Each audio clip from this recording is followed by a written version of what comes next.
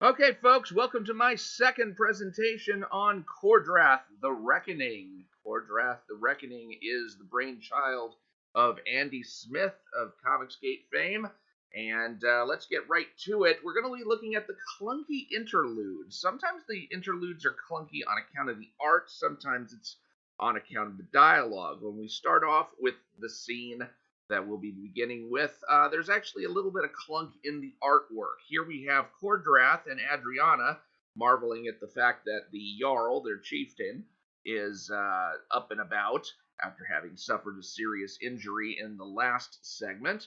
And we have a little bit of clunkiness in the depiction of KOR-DRATH's arm. Now, this is not really a function of the fact that my scan is blurred. This is in the artwork itself, and the forearm just seems a little bit on the shrunken side. And that's what I've noticed about Andy Smith's artwork, is that usually he is on point, but every once in a while, there's a little body dysmorphia that sets in. Let's take a look at the next panel, or a couple of panels, and we see that KOR-DRATH's torso here seems to be bending in a way that is not entirely natural to bend. It looks a little bit shrunken in the torso middle portion. So every once in a while, Andy Smith's body sculpting here seems to get a little bit too bodybuilderish, where he's engaged in some pose that makes the body look not really all that natural. And it only happens once in a while, but when it does happen, it's just kind of like, what is that? Now, in way of the dialogue, we have the Jarl talking to KOR-DRATH and Adriana, saying, "I thought you both had already gone to the Black Eagles to let them know about the attack that had just taken place in the previous scene." And the Black Eagle tribe was mentioned by the head of the Anaconda tribe. He says, "Then we will take out your brethren in the Black Eagles tribe." But the thing is the Jarl never made mention of sending KOR-DRATH or Adriana to go away and warn the Black Eagles. All he did was basically kind of pass out from his injuries. So I don't know why we're supposed to think that he would have implicitly sent them out to warn the Black Eagles. It just doesn't seem to make sense without having an actual depiction of that scene, which we never get.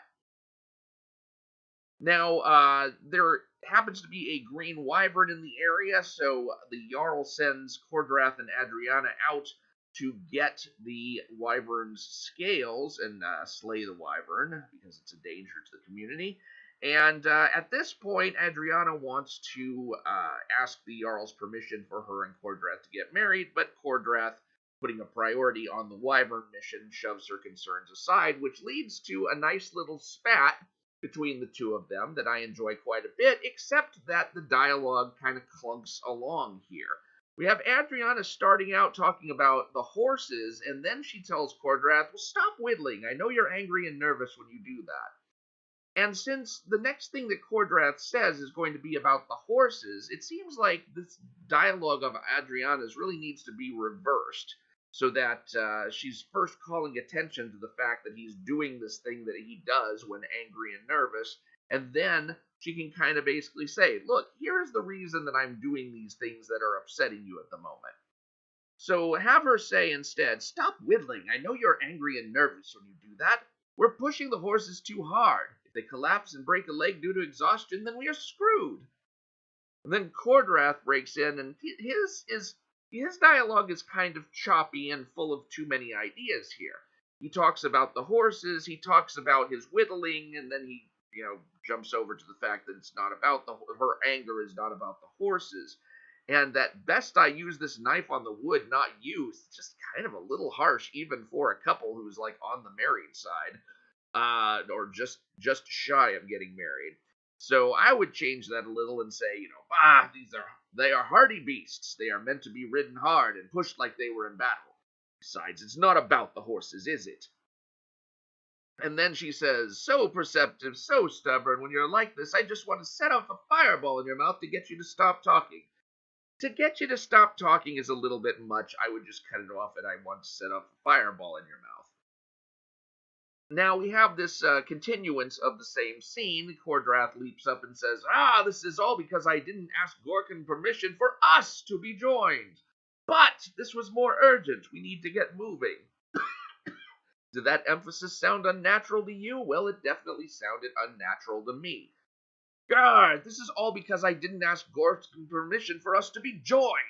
But this was more urgent. We need to get moving. That's a little bit more natural as far as the emphasis is concerned. You gotta always make sure that you're emphasizing the right words. Nothing wrong with her line of dialogue here, but he finishes up saying, okay, thank you. I do have a temper. Just hope I do not enter into my rage. And then next thought, it's legendary. Oh, wait, that's a continuation of the last thought, so why wasn't it placed in the previous bubble? That's how it ought to have been broken down. Okay, using the actual words okay and not abbreviations. We don't really use abbreviations in dialogue so much. Contractions, yes, but abbreviations, no. Okay, thank you. I do have a temper. Just hope I do not enter into my rage. It is legendary. Let us ride as daylight is thinning. Now they get attacked by the green wyvern they were sent out to kill. And we have the fight beginning with KOR-DRATH letting out a gurk as he's hit with a thunk. Well, problem being is that the thunk really should be coming before the gurk, and so we ought to move the dialogue over to the right to make sure that that sequence is understood. And then we have Adriana throwing out this scorching ray that kind of fiffits out. I don't know if that just... Does that mean it doesn't happen, or is that just the sound of the ray firing? But even if it is, we never actually see the scorching ray do anything.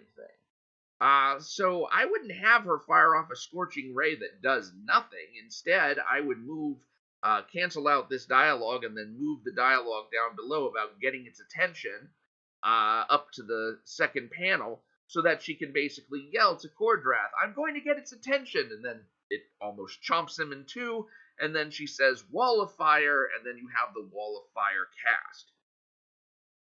Then KOR-DRATH moves in for the kill. There's no time for more play. This ends. And then we have a silent panel. And honestly, these battles with silent panels is just kind of drives me crazy when you have perfectly good dialogue to spread around. Let's take that little bit of dialogue at the end, this ends, and put it into his leap.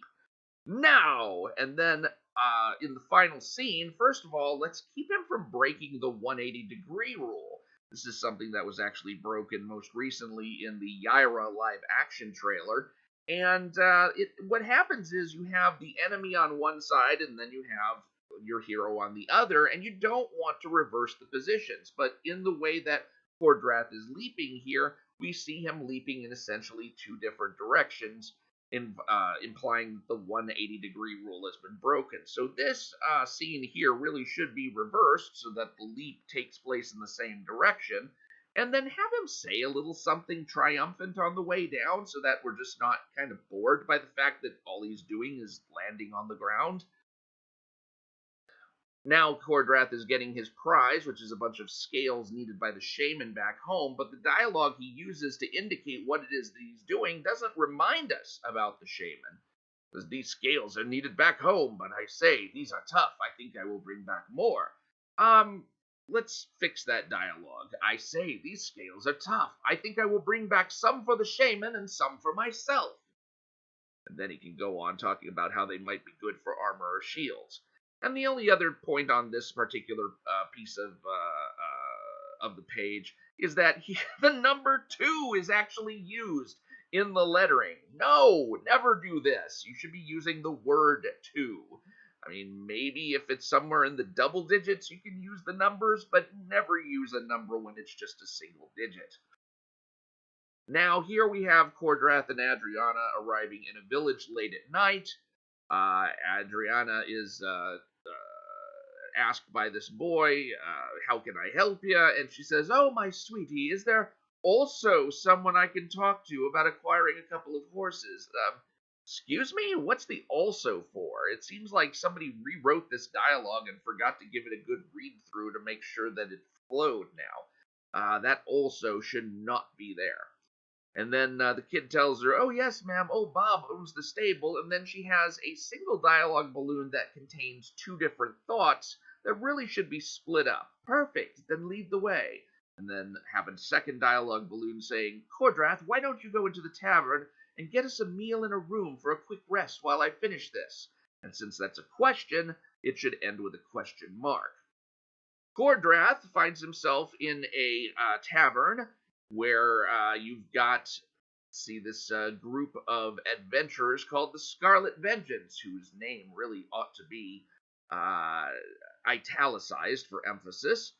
And have you ever heard of us, the Scarlet Vengeance? And no, he hasn't. So they say, "No, eh? Oh, you will soon know our names. Stand, everyone, and introduce yourselves." And first, let's introduce a little bit of punctuation into this. We're missing some commas, 3 in all, after no, stand, and everyone. And then the guys just jump into this really, really clunky exposition of themselves, just basically describing themselves for no real reason. It's like the vainest thing I've ever seen. They're just telling themselves who they are, or telling KOR-DRATH who they are, and they haven't even entered into any kind of pleasant interchange or anything. I don't know why they're having this conversation. It just seems to be there as a means of introducing the characters just so ham-fistedly that it doesn't flow at all. And I just want to forget these characters as soon as I know them. So this is really kind of a very, well, dare I say it, clunky way of handling an introduction. You don't want to just have characters say, "Oh, hey, have you ever heard of us? We're going to be in the comic book later, so let's all just kind of give exposition on who we are." And there's only one particular punctuation error in here. "Breakers of ladies' hearts and men's arms" does not need a comma separating the two. And the last little interaction, the last clunky interlude that we find before the close of this particular video, has to do with Adriana fighting an unnamed as yet assailant. And first, I just want to call attention to the fact that that ellipse needs to be a period, because "this time my master must know about this" is not how the sentence flows. "I have lost my advantage this time," and then "new thought, my master must know about this." So have a period there, not an ellipse. The other thing that kind of annoys me about this scene is how Adriana has to say the words "Majeski Pillar" to fire off her magic darts each time. Now, it's one thing if you have to initiate the use of the spell and its repeated uses with the words, but when you're doing this Majeski Pillar, and presumably having to say it once every single time you fire these things off, it almost gives the impression that you're literally standing there going, "Pew, pew, pew, pew." It doesn't give you reason to really take this seriously, unless you're like maybe a major Harry Potter fan, where they were always talking their wand spells each time. Yeah, it's one thing to have the words at the first and then just basically allow her to keep firing off different versions of the same spell until she switches spells. But to have to say the words each and every time is just cumbersome and, dare I say it, clunky. So that is basically what I wanted everyone to get out of this particular presentation, is that you've got to watch for this clunkiness that can so easily get into either the art or the dialogue or various stylistic choices. This is not a bad book at all. I am still enjoying the book, but it is getting to the point where I'm starting to find it tiresome having to deal with the clunkiness of it. I want the dialogue to flow smoothly. I don't want there to be weird body dysmorphic surprises in the artwork. I want there to be a good reason why people would stand up and introduce themselves in a bar to someone whom they've just met and don't look like. I mean, for God's sakes, if you go back and look at that scene, they even pay for his room. It's like, why? These are mercenaries. Why would they let go of their money so freely? It's just a little bit of a stretch there, and there's not much wiggle room in independent comics for those kinds of stretches. I'd really like to see some editorial talent brought to bear on these books so that the clunkiness that exists within them is smoothed out before they go to print. So that's the lesson from this presentation. Thank you very much for listening. I'm Mike Partika, and I hope to have another KOR-DRATH The Reckoning presentation for you soon. Please do subscribe if you haven't already, and I hope to catch you at the next commentary. Thanks again, and I will talk to you later.